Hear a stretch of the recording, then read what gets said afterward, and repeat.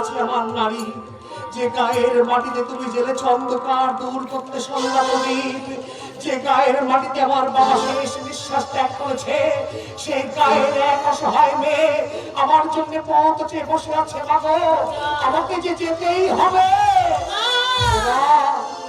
তুমি আমাকে যাবার অনুমতি দাও। মামা, মাকে দেখবেন। রতন, আমি না আসা পর্যন্ত তোমরা সবাই আমার মাকে দেখো, এখানে অপেক্ষা করো। তোমাদের সকলের আশীর্বাদ মাথায় নিয়ে আমি চললাম আমার জন্মভূমি পঞ্চগ্রামে।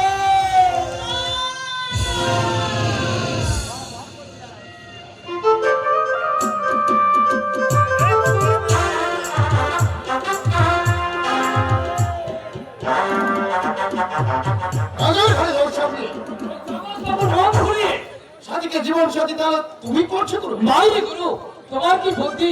এই জন্য কলেজে তোমাকে সবাই গুরু বলে। বাচ্চু পটু গুরু, তোরা হচ্ছিস আমার দুই হাত।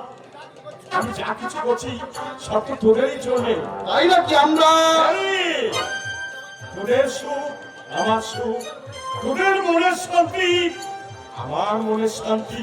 তোরা খুশি হলেই আমি খুশি।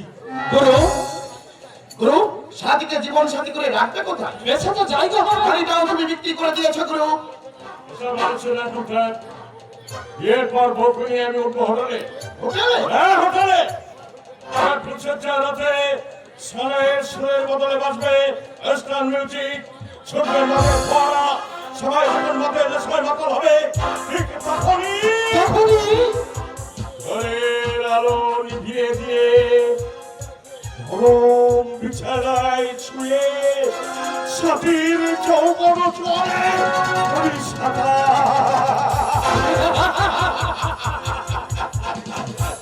সাথী হবে তোমার জীবন সাথী, তাকে নিয়ে তুমি বর্মখা খেলবো, বর্মখা। গুরু,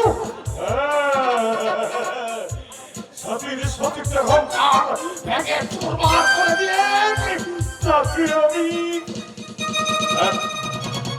অনেক কথা পরে ভাবা যাবে। এখন দেখ মেয়েরা সাথীকে নিয়ে আসছে, চলে যা যা।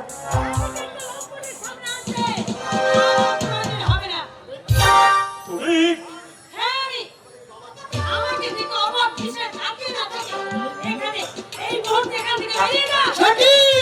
গুরু তো তোমার গলায় মালা পরাতে এসেছে। বিয়ের পর ভাস্কর জাগা, তারপর তো এখান থেকে বিদায় দেবার পালা। বিদায় আমি নেবো, তবে তোমার কাজ হবে। কিছুতেই পূরণ হবে না। এ রাজা, রাজা, রাজা তুমি এসেছো, বাঁচাও, এই শয়তানদের হাত থেকে তুমি আমাকে বাঁচাও। বাঁচাবো বলেই তো এসেছি। জানো রাজা, তোমার নামে মিথ্যা অপবাদ দিয়ে বাবার কাছে সাধু সেজে আমাকে বিয়ে করবে বলে শালা তুই সঙ্গীকে সাথে করে নিয়ে এসেছে, তাই না? দাঁড়া শালা শুয়োরের বাচ্চা, তোর পর সাজার স্বাদ আমি আজ বের করছি। সাবধান রাজা!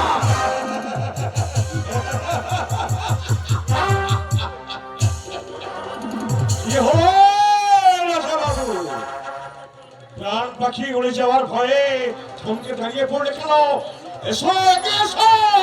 কি হলো রতন? দাঁড়িয়ে আছিস কেন? কামান জানতে বল, পুলিশ আস।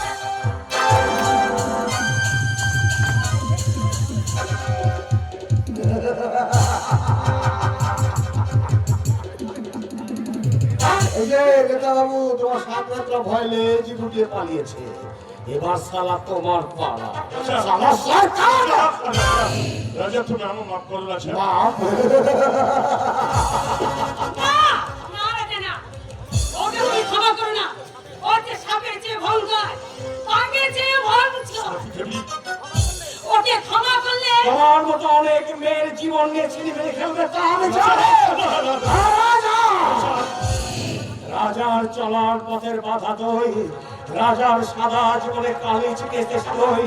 তোর জন্য কলেজের হাজার হাজার ছেলেমেয়েরা আজ ট্রাকের নেশায় মাতাল। তুই লম্পট, তুই চরিত্রহীন, তুই সমাজের শত্রু, তোকে আজ আমি। আমার বন্ধু ফেরা সাজ শত্রুকে হাতের মধ্যে পেয়ে আমি ছেড়ে দিতে শেখেনি। আজ কিন্তু আপনাকে ছেড়ে দিতে হবে বাবা। চেষ্টা করো, জঙ্গলে পরিণত হয়নি বলে। হাতে তুলে নিতে পারো না। আইনের দাস তোমার সামনে, যা করার ওকেই করতে দাও। না, ওকে কিছু করতে হবে না, যা করবার আমি করবো। যে আমার শত্রু, কে আপনার শত্রু বাবা? যে লম্পট আপনার মেয়ের ইজ্জত নষ্ট করতে চায় সে শত্রু, না যে ইজ্জত রক্ষা করে সে শত্রু। মিথ্যে মিথ্যে কথা বাবু, এ আমার বিরুদ্ধে চক্রান্ত। সাথে আমি একটা মাস্টার কেটার বলার আসলে বুঝিয়েছে বলেই আমার নামে মিথ্যে বদনাম দিয়ে আপনার মন বিষিয়ে তুলছে। কথা বাবু, বিশ্বাস করুন, আপনি বিশ্বাস করুন। আমি বিশ্বাস করছি না। সেই তুমি হচ্ছে আমার বন্ধুপুত্র, কত বড় বংশের ছেলে। তুমি যদি লম্পট হও তাহলে কখনো কলেজের জেনারেল সেক্রেটারি হতে পারো, সকলের ভালোবাসা নিয়ে দিত। আমি জগৎ বল্লভ ঘোষাল, সকলেও তোমায় চিনতে ভুল করলে আমি করবো না। এই সাথীকে তোমার হাতেই তুলে দেবো। আপনি যেমন সাথীর বাবা, আমি তেমনি জনগণের সেবক, আইনের দাস। তাই আইন মোতাবেক আমাকে কাজ করতে দিন। আর তা না হলে গৌতম, স্যার সমস্ত সৎপ্রাদীকে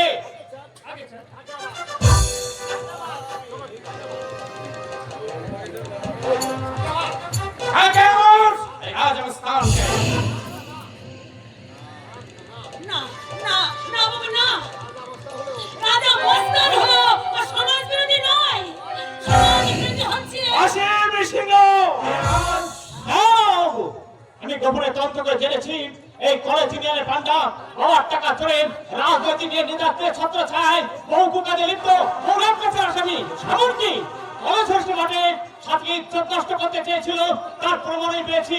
তাই বাধ্য হচ্ছি ওকে অ্যারেস্ট করতে।